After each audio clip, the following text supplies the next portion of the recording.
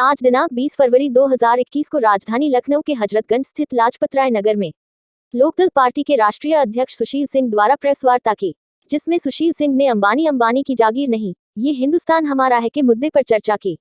अनुज कुमार श्रीवास्तव एक उसी ताकतों के आगे झुक जाए। तो आज ये आंदोलन जो गाजीपुर, सिंधु और पूरे टिकरी बॉर्डर और पूरे देश में चल रहा है, पूरा देश देख रहा है कि इससे निकम्मी, इससे अगर कहना चाहिए इससे बेहया सरकार कभी नहीं हुई, जिसने किसानों के सामने कीलें लगाई, जिसने किसानों के सामने सड़क खोद दी, जिसने किसानों पे बुरी तरह अत्याचार किए कि किसान ना पहुँचे।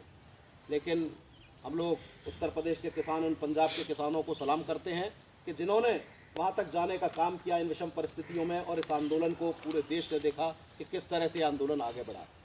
और आज भी आंदोलन चाहे पूरी तरह चल रहा है और चलेगा तब तक जब तक सरकार नहीं मानेगी, क्योंकि सरकार, ऐसा नहीं है कि सरकार पे दबाव नहीं है, आप लोगों का पूरा साथ मिला है इस आंदोलन को, और सरकार पे भी चौतरफा दबाव है, चाहे वो विदेशों का भी हो, चाहे देश का भी हो। और सरकार भी उसको तरह तरह से नाटक नौटंकी करके, कभी टूल किट्स, पता नहीं क्या होता है टूल किट्स का, कोई ले आई, ड्रामा ले आई, कभी खालिस्तान का आंदोलन ले आई, कभी कुछ ना कुछ करके एक फितरत बन गई है सरकार की कि हर आंदोलन को बदनाम करो। पहले सीए के आंदोलन को बदनाम करो, कभी टूल किट के नाम पे बदनाम करो, कभी अब वो आंदोलन जीवी हमारे प्रधानमंत्री कहते हैं, पता नहीं उनको मालूम नहीं कि उनके जो नेता रहे हैं उन्होंने भी कभी आंदोलन किया होगा। यही वो मोदी जी थे जो कहते थे कि देश में पेट्रोल की कीमतें इतनी बढ़ रही हैं और देश में डॉलर का दाम इतना बढ़ रहा है, तो क्या होना चाहिए, इनके भाषणों में है। और आज देश में पेट्रोल की कीमत 100 रुपये से ज़्यादा डीजल और पेट्रोल की कीमतें जा रही हैं, और देश में जो डॉलर का दाम है वो अपने सबसे ज़्यादा उस पर जा रहा है, और देश उद्योगों के लिहाज से, बेरोजगारी के लिहाज से, हर लिहाज से पिछड़ रहा है। देश में उद्योग धंधे तबाह हो रहे हैं, रोजगार तबाह हो रहे हैं। लेकिन बिरला की जगह खाली नाम बदल गए, अडानी अंबानी हो गए, बाकी कुछ नहीं बदला। सिर्फ उद्योगपतियों के चेहरे, उद्योगपतियों के नाम बदले हैं, लेकिन बाकी कुछ जो लूट की सरकारें कल होती थी वही लूट की सरकारें आज। तो आज कुछ लोग किसान आंदोलन में जो कुछ चल रहा है, जिस तरह से हो रहा है पिछले 3 महीने, अब तो 2.5-3 महीने जो भी होने जा रहे हैं, 85 दिन से ज़्यादा हो चुके हैं, और शर्म की बात है कि 200 लोगों से ज़्यादा लोग शहीद हो गए। लेकिन सरकार की तरफ से एक बार भी ये नहीं आया कि किसान आंदोलन में जो लोग मरे उनके लिए क्या होना चाहिए। आज इस देश की लड़ाई किसान जो लड़ रहा है वो किसान की लड़ाई नहीं है, अगर वो देखी जाए तो वो आप सब और हम सब लोगों की लड़ाई है। उसका कारण है कि किसान तो किसी ना किसी तरह गुजारा कर लेगा, भाई किसान फसल बोता है, कहीं ना कहीं गुजारा कर लेगा। लेकिन जो ये सरकार के 3 काले कानून हैं, जिसमें भंडारण कानून ऐसा है कि जो अनाप शनाप मूल्य बढ़ाएगा, मूल्य वृद्धि करेगा, जिससे आम मध्यम वर्गीय जो एक साधारण लोग रहते हैं, जो मध्यम क्लास के लोग रहते हैं, वो कैसे गुजारा करेंगे जब अगर आटे का दाम भी 200 रुपये 300 रुपये किलो इस देश में होने लगेगा अडानी अंबानी के द्वारा भंडारण करने के। तो आज प्रश्न है कि लड़ाई आंदोलन किसान का है, लेकिन किसान ये आंदोलन इस देश की हर उस जनता के लिए कर रहा है जो गरीब है, जो मध्यम वर्गीय है, जो चाहता है कि कीमतों पर लगाम रहे और ऐसे कीमतें अनाप शनाप ना हो जाएं कि इस देश में उद्योगपति ही खाली जी पाएँ, बड़े बड़े उद्योगपति ही की सरकार बने, उन्हीं का सब कुछ हो और देश पूरी तरह। तो आज देश में जो कुछ ये चल रहा है, लोकदल आज भी एक बात कहता है, और शुरू से हम लोगों ने कहा है कि ये देश किसानों का है, ये टाटा बिरला या अडानी अंबानी का नहीं है। अडानी अंबानी की जागीर नहीं है हिंदुस्तान, ये हिंदुस्तान हमारा है, हम किसानों का है, गरीबों का है, गाँव का है, आम आदमी का है। यही बात चौधरी चरण सिंह जी कहते थे, चौधरी साहब हमारे कहते थे कि टाटा बिरला की जागीर नहीं, ये हिंदुस्तान हमारा है। और यही बात आज हम भी कह रहे हैं कि सिर्फ नाम बदल गए, टाटा बिरला की जगह अडानी अंबानी हो गए, और कुछ भी देश के गांवों में की हालत नहीं बदली, किसानों की हालत नहीं बदली। एमएसपी को जो एक तरह से समाप्त करने की कोशिश करी जा रही है, हम तो शुरुआत से कहते रहे कि पिछले 25 साल के हिसाब से महंगाई उठा के देख लो, किसानों के जो फसल का दाम है वो 40 गुना नहीं बढ़ा, जबकि सरकारी कर्मचारियों की तनख्वाह 400 गुना बढ़ गई। सोने का दाम 500 गुना बढ़ गया, नहीं बढ़ता तो सिर्फ किसानों का दाम नहीं बढ़ता। तो भाई किसानों को जब तक फसल का दाम नहीं मिलेगा, किसान के बच्चे कैसे खेती करेंगे?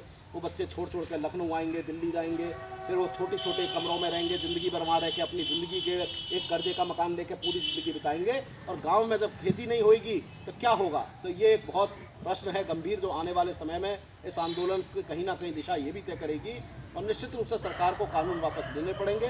कितनी जल्दी कब ले लें ये सरकार की समझ के ऊपर निर्भर करता है, और कितने देर तक जगेगी ये सरकार के ऊपर निर्भर करता है। लेकिन हाँ, ये तय ज़रूर है कि अगर ये आलम उत्तर प्रदेश के 2022 तक चुनाव तक रहा, तो उत्तर प्रदेश के 2022 के चुनाव में भारतीय जनता पार्टी पूरी तरह अपने वहाँ पे, अगर इन्होंने समय रहते सही चेतने की कोशिश नहीं करी। हो सकता है पश्चिम बंगाल में चूँकि विपक्षहीनता है, तो वहाँ एक बात को हो सकता है कि ये लोग कुछ फ़ायदा लेने की कोशिश करें, क्योंकि वहाँ जो लेफ्ट पार्टी थी अब वो उतनी मजबूत नहीं है और ममता जी का अगर कुछ विरोध होगा तो हो सकता है भाजपा उसको बुलाने की कोशिश करे। लेकिन उत्तर प्रदेश की स्थिति पश्चिम बंगाल जैसी नहीं बनेगी। यहाँ पे हालत देश की बहुत ख़राब होगी आने वाले समय में, अगर इन्होंने नहीं समय रहते चित। तो आज लड़ाई में हम सब लोग चाहते हैं कि आप सब लोगों का साथ मिल ही रहा है। सरकार चेते, नहीं चेतेगी तो जो कुछ होगा वो आने वाला समय चल ही रहा है और आगे भी चलता रहेगा। कितने भी किले बनवा लें, कितनी ईंटें लगवा लें, कितना क्या कर लें, जिस दिन किसान चाहेगा उस दिन दिल्ली चला जाएगा। ना कीले रोक पाएंगी, ना ईंटें रोक पाएंगी, ना कोई रोक पाएगा, जिस दिन अगर चाहेगा।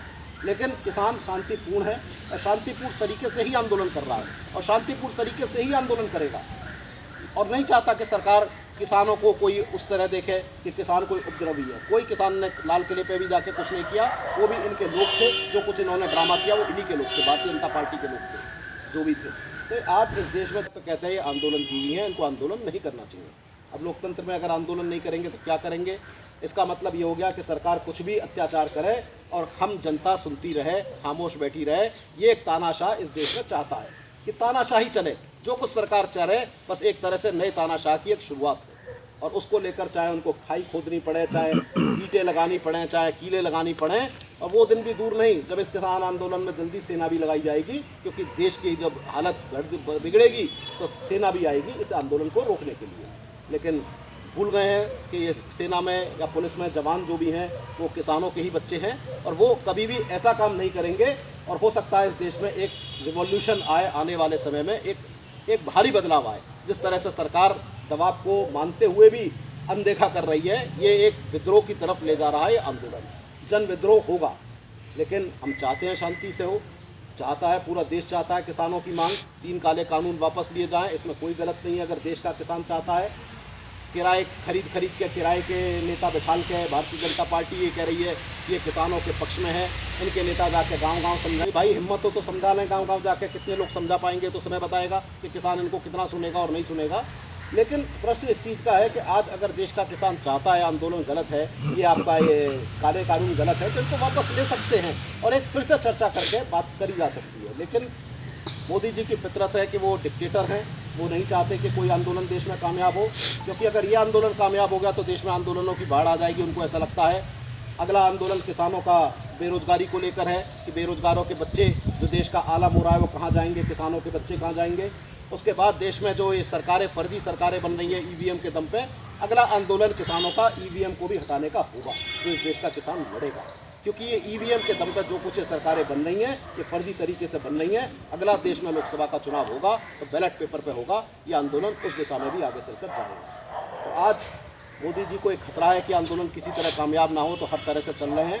लेकिन देश का किसान जान चुका है, देश का गाँव जान चुका है, नौजवान जान चुका है, आप लोग भी जानते हैं कि किसान कहीं गलत नहीं है। लेकिन जो कुछ चल रहा है तानाशाह के आगे सब मजबूर हैं और सब हाथ पे हाथ रख के बैठे हैं, अपने कहते हैं समय काट रहे हैं, क्योंकि पूर्ण बहुमत की सरकार है। पता नहीं कैसे उनके जो सांसद हैं वो बस एक सरकार में रहने के लिए कुछ भी अत्याचार झेल रहे हैं। उनके लिए भी शर्म की बात है कि वो अगला चुनाव कैसे झेलेंगे और किस तरह से वो